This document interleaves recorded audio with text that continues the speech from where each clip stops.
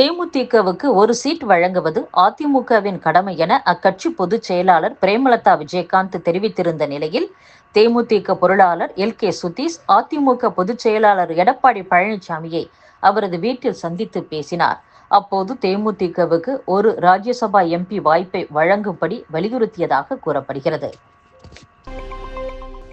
மதிமுக பொதுச் செயலாளர் வைகோ கடந்த 30 ஆண்டுகளுக்கு மேலாக லோக்சபா, ராஜ்யசபா ஆகிய இரு அவைகளிலும் பணியாற்றியவர். நதிநீர் இணைப்பு குறித்து யாரும் சிந்திக்காத நேரத்தில் தனிநபர் மசோதா கொண்டு வந்தவர்.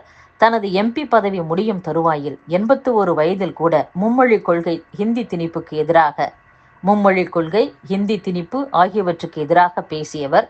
3 முறை மத்திய அமைச்சர் பதவிக்கான வாய்ப்பு தேடி வந்தபோதும் மறுத்தவர் என்றும், அப்படிப்பட்டவருக்கு மீண்டும் எம்பி பதவிக்கான வாய்ப்பு கிடைக்காதது வருத்தமும் வேதனையும் அளிக்கிறது.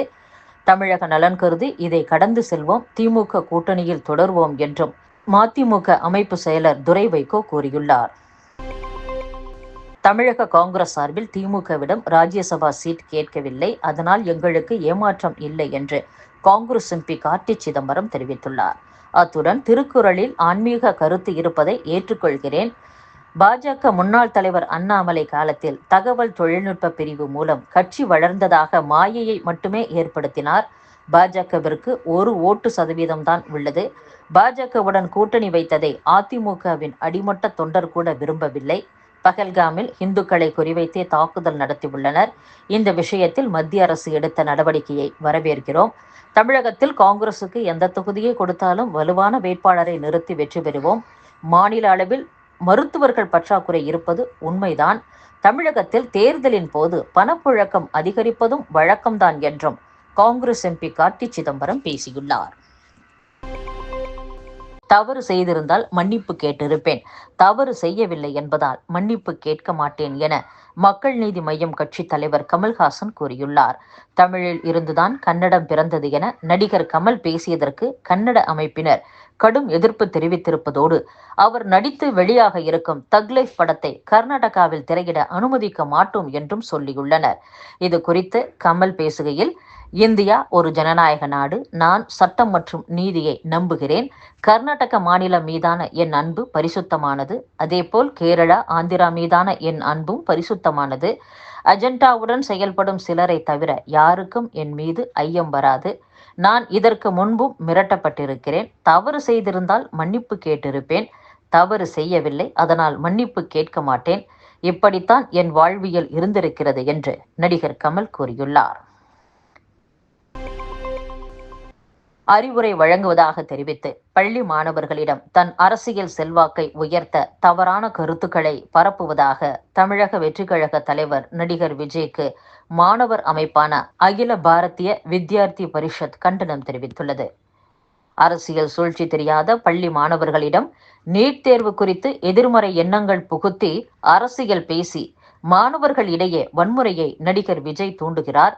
நீட் தேர்வால் தமிழகத்தில் தொடர்ச்சியாக அரசு பள்ளி மாணவர்கள் நல்ல முன்னேற்றம் அடைந்துள்ளனர். அதிக மாணவர்கள் மருத்துவ படிப்பிற்கு தேர்வாகி வருகின்றனர் என்றும், தமிழகத்தில் அரசியல் காரணங்களுக்காக நீட் தேர்வை எதிர்க்கும் அரசியல் கட்சிகளுடன் விஜய் சேர்ந்து அரசியல் செய்வதை கண்டிக்கிறோம். மாணவர்களிடம் தன் திரைப்பட கவர்ச்சியால் உண்மைக்கு புறம்பான செய்திகளை தெரிவித்து மாணவர்களை தவறாக திசை திருப்புவதையும் அவர்களிடையே அரசியல் செய்வதையும் தவிர்க்க வேண்டும் என்றும் கூறியுள்ளனர். உள்ளாட்சி அமைப்புகள் வசூலிக்கும் 8% கேளிக்கை வரி 4% குறைக்கப்பட்டுள்ளது திரைத்துறையினரிடம் மகிழ்ச்சியை ஏற்படுத்தியுள்ளது. தமிழகத்தில் ஆண்டுதோறும் தமிழ் படங்கள் 200க்கும் மேல் வெளியாகின்றன. மற்ற மொழி படங்கள் 100க்கும் மேல் வெளியாகின்றன. இந்த படங்களுக்கான டிக்கெட் கட்டணத்தில் உள்ளாட்சி அமைப்புகளின் கேளிக்கை வரியாக 8% வசூலிக்கப்படுகிறது. இதை குறைக்க வேண்டும் என திரைத்துறையினர் கோரிக்கை விடுத்து வந்தனர். அதை பரிசீலனை செய்த தமிழக அரசு 8% கேளிக்கை வரியை 4% குறைத்து அரசாணை வெளியிட்டுள்ளதற்கு திரைத்துறையினர் வரவேற்பு தெரிவித்துள்ளனர். தியேட்டர் உரிமையாளர் சங்க நிர்வாகி ஸ்ரீதர் கூறும்போது, புதிய தமிழ் படங்களுக்கு தற்போதுள்ள 8% உள்ளாட்சி கேளிக்கை வரி 4% குறைக்கப்பட்டுள்ளது. பழைய தமிழ் படங்களுக்கு தற்போதுள்ள 7% வரி 3.5% குறைக்கப்பட்டுள்ளது. இதற்காக அரசுக்கும் இதை முன்னெடுத்த நடிகர் கமலுக்கும் நன்றி என்று தெரிவித்துள்ளார். கோவை, நீலகிரி, திருநெல்வேலி உள்ளிட்ட 6 மாவட்டங்களில் இன்று கனமழை பெய்ய வாய்ப்புள்ளதாக வானிலை ஆய்வு மையம் தெரிவித்துள்ளது. மாநிலங்களுக்கு கூடுதல் வரி பகிர்வாக 81,735 கோடி ரூபாய் விடுவிக்கப்படுவதாக மத்திய அரசு தெரிவித்துள்ளது. வரி வருவாயில் மாநிலங்களுக்கான கூடுதல் வரி பகிர்வு தொகை 81,735 கோடி ரூபாய் ஜூன் 2ஆம் தேதி விடுவிக்கப்படும். இதையும் சேர்த்து மாநிலங்கள் பெறும் வரி பகிர்வு தொகை கடந்த ஆண்டை காட்டிலும் 11,860 கோடி ரூபாய் அதிகமாகும் என்று தெரிவித்துள்ளது. கூட்டாட்சி தத்துவ அடிப்படையிலும் வளர்ந்த இந்தியா 2047 என்ற நோக்கிலும் கூடுதல் வரி பகிர்வு தொகை மாநிலங்களின் வளர்ச்சி திட்டங்களுக்காக வழங்கப்படுகிறது. மூலதன செலவினம், வளர்ச்சி மற்றும் சமூக நல திட்டங்கள், முன்னுரிமை திட்டங்களுக்கு மாநிலங்கள் செலவிட இந்த கூடுதல் தொகை பயன்படும் என்றும் தெரிவிக்கப்பட்டுள்ளது.